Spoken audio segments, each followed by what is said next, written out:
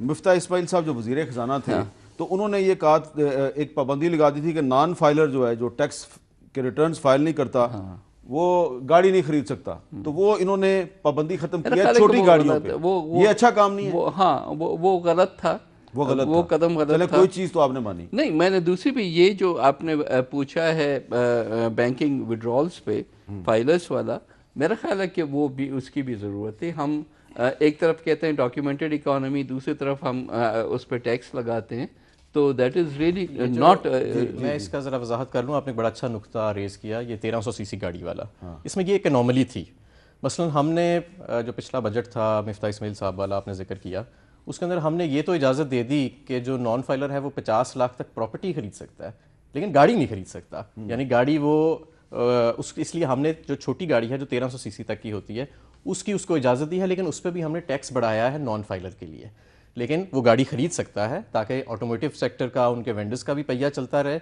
Non filer जो है उसके ऊपर टैक्स भी ज्यादा लग जाए। इससे ऊपर अगर उसने गाड़ी लेनी है तो फिर उसको फाइलर होना जरूरी है। आपके पास आने से पहले मैं एक बात उनको बता दूं, ये नॉन फाइलर्स को आपने थोड़ी सी रिलीफ तो दिया, लेकिन आपके महकमे से मुतल्लिका बात है। जी, ये मैंने असद उमर साहब को भी थोड़े दिन पहले कही थी, उन्होंने मेरे से एग्री किया था। जो लोग फाइलर्स हैं, यानी कि जो इनकम टैक्स रिटर्न फाइल करते हैं, 14 लाख हैं, 14.25 लाख हैं, 14.5 लाख, 17 लाख हो गए, चलें 17 लाख हो गए, तो FBR जो है वो फाइलर्स की तादाद में इजाफा करने की बजाय वो जो 17 लाख है ना, उन्हीं की ऐसी की तैसी फेरता रहता है, उन्हीं को नोटिस देता रहता है, और ये अभी तक सिलसिला जारी है। मैं अब आपको एक बात बताऊं, इस साल 34% इजाफा हुआ है फाइलर्स की तादाद में एक साल के अंदर। ठीक है, तो हमारा एक ब्रॉड वो भी चल रहा है, आप जानते हैं ऑपरेशन, मैंने आपके प्रोग्राम में ही जिस दिन वो ऑपरेशन लॉन्च हुआ था तो मैंने हाजिर होकर उसकी तफसीलात बताई थी कि हम नॉन फाइलर्स के खिलाफ एक ऑपरेशन करें, जिसके नतीजे में फिर ये 34% का इजाफा भी हुआ।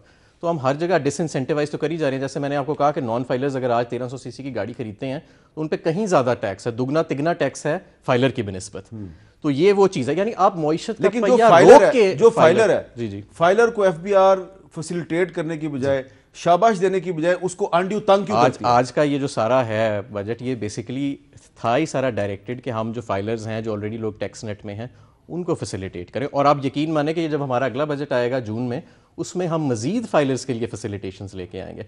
फाइलर्स के लिए जहां जहां पे टैक्स रेट्स हैं, या तो उन्हें खत्म करेंगे या उनको कम करेंगे। देखिए जैसे विड्रॉल है बैंकिंग ट्रांजैक्शंस का, जिसका आपने पहले जिक्र किया, हमने फाइलर पे खत्म किया वो टैक्स, नॉन फाइलर पे नहीं। नॉन फाइलर पे वो 0.6% में आज भी मौजूद है। लेकिन FBR जो है, मसलन एक आदमी जो है वो अपना टैक्स फाइल करता है इस्लामाबाद में या लाहौर में, रहता है इस्लामाबाद में या लाहौर में है, उसको नोटिस दे के कहती है कराची में आके बताओ कि ये 2014 में जो टैक्स दिया था उसमें ये उसका ऑडिट करना है। अच्छा जी, खुरम साहब आप क्या कह रहे थे? साहब ये मखमसे का शिकार हैं। मखमसा, हाँ, कंफ्यूजन। पहले जुमला है, मैं पढ़ देता हूँ वज़ीर ख़ज़ाना की तकीद में, कि नॉन फाइलर को 1300 सीसी तक मुकामी तौर पर तैयार कर दी गाड़ियाँ बुक रजिस्टर खरीदने की इजाज़त होनी चाहिए। हमने बड़े खुशी का इजहार किया। आखिरी जुमला क्या है कि नॉन फाइलर्स पर गाड़ियों की रजिस्ट्रेशन की मद में आयद विद होल्डिंग टैक्स की मौजूदा शरह में 50% इजाफे की तजवीज़ है। तो ये इनको समझ नहीं आ रही कि इन्होंने फाइलर का और नॉन फाइलर का क्या करना है। कि एक तरफ जो है वो जब वो रजिस्टर कराने जाएगा तो उसकी फीस बढ़ा दी है, दूसरी तरफ कह रहे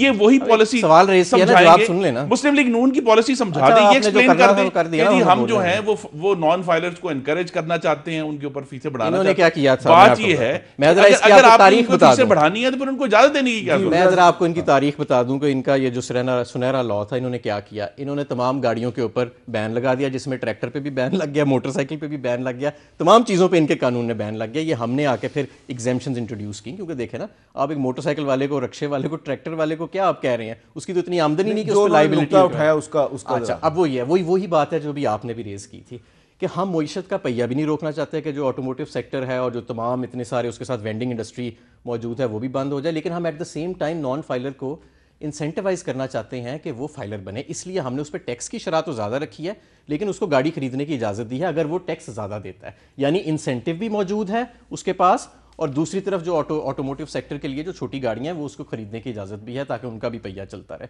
it's as simple as that. एक फाइन बैलेंस है जिसको रीच किया है, और मेरा ख्याल है इस वक्त जितने अभी तक मैं देख रहा था सोशल मीडिया पे भी और हर जगह आपके पास आते हुए, सब लोग इसको सराह रहे हैं।